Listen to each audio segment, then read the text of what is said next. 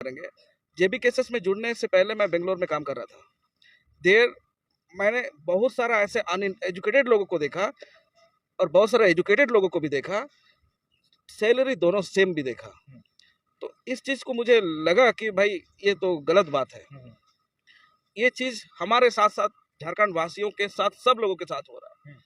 उसी बीच में टाइगर जयराम दा का जेबी केसेस हवा में आने लगी। मुझे लगा अब भाई बोरिया बिस्तर ले करके I have to get back to my state and I have to do something, not पूरा स्टेट के लिए ना सही, I have to do something for my legislative jurisdiction. ये मैंने ठान लिया। तो मेरे आने के अकेले तो होगा नहीं कुछ। मेरे साथ अभी जैसा आपका क्वेश्चन है कि महतो समाज का ही सिर्फ पार्टी है, JB cases are only for Mahato community. इस चीज़ को मिथ साबित करने के लिए मुझे बहुत सारा आदिवासी कम्युनिटी के लोगों की ज़रूरत होती है। तो उसमें मैंने अपना दोस्तों को बात करना शुरू किया कि भाई ऐसा ऐसा बात है, हम लोग जाति धर्म से ऊपर ऊपर हम लोग चढ़ के सोच सकेंगे क्या? अभी वो सामने में बंदा ऐसा बात कर रहा है, जमीन का बात कर रहा है, विस्थापित नीति को लेकर के बात कर रहा है, जमीन छीनने से रोकने को कैसे रास्ता बनाया जाए उस चीज़ को बात कर रहा है। क्या हमारे लोग उनके पास जा करके बात कर सकते हैं? उनका हाथ हम लोग थाम सकते हैं? तो उन लोग का जवाब सुनेंगे ना, आपका दिल खुश हो जाएगा। उन लोग का कहना यही है कि सामने वाला कोई भी जाति से क्यों ना हो, हमारा हक के लिए अगर बात करेगा, हमको कोई फ़र्क नहीं पड़ता उसका हाथ थामने में। तो उनको आप क्या कहिएगा? उनको तो वो तो वहाँ तो है नहीं। वो किस चीज़ के लिए आया? आया अपना हक अधिकार का वापस पाने का सोर्स देख के आया। वो एक माध्यम है। जेबी केसेस क्या है? एक माध्यम है।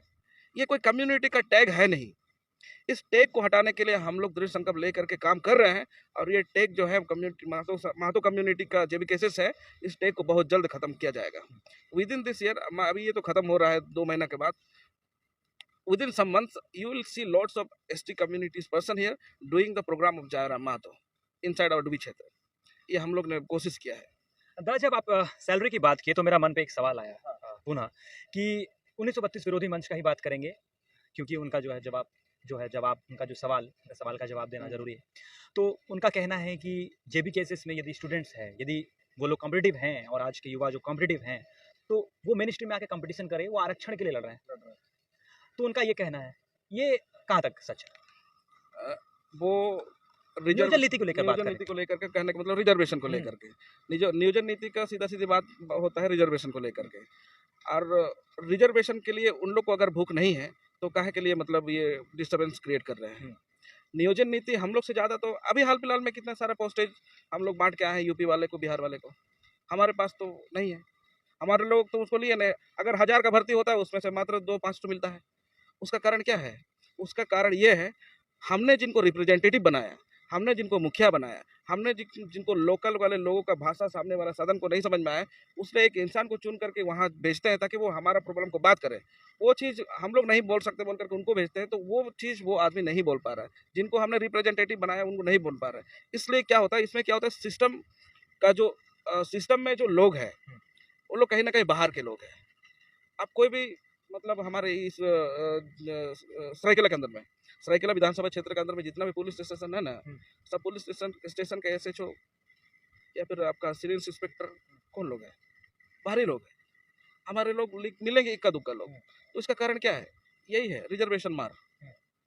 रिजर्वेशन को अगर आप ठीक नहीं कर पाइएगा तब तक हमारे लोग आगे नहीं आ पाएंगे। और 1932 विरोधी मंच जो उस चीज़ को बोल रहा है, उसका उसका सीधा सी बात यही है कि हम अगर 1932 को लागू होने देंगे तो हमारे लोग जैसे यहाँ आकर के बस के, अरे भाई आप 12,000 नौकरी के लिए भी कोई अगर बाहर से आकर इधर काम कर रहा है ना, वो सामने जमीन खरीद करके अपना आधार कार्ड बना करके अपना परिवार इधर ही सेटल कर रहा है, तो वो कैसे करेगा? बिहार के जितने लोग हैं, उड़ीसा भी के भी लोग, अलग अलग सब स्टेट लोग करके इधर हमारे पास धर्मशाला जैसे आकर रह जाते हैं। तो उनका विरोध करने के लिए 1932 को हम लोग जोर तौर से उसको हम लोग आगे ले आएंगे और लाख गुना चाहे विरोध कर ले, वो रोक नहीं कर पाएंगे। उसका कारण एक तो मैं बता रहा हूँ, जैसे अभी यहाँ पर हमारे सामने में एक बड़ा सा कंपनी रुंटा माइंस लगी हुई है। यहाँ भी अगर आप देखने जाएंगे तो बहुत सारे लोग इधर के भी मिलेंगे, बाहर के भी मिलेंगे, लेकिन हमारे यहाँ के लोग उतना विकसित तरीका से नहीं सोच पाते हैं कि भाई हम कुछ पैसा कमा ले तो कोई ज़मीन खरीद लें।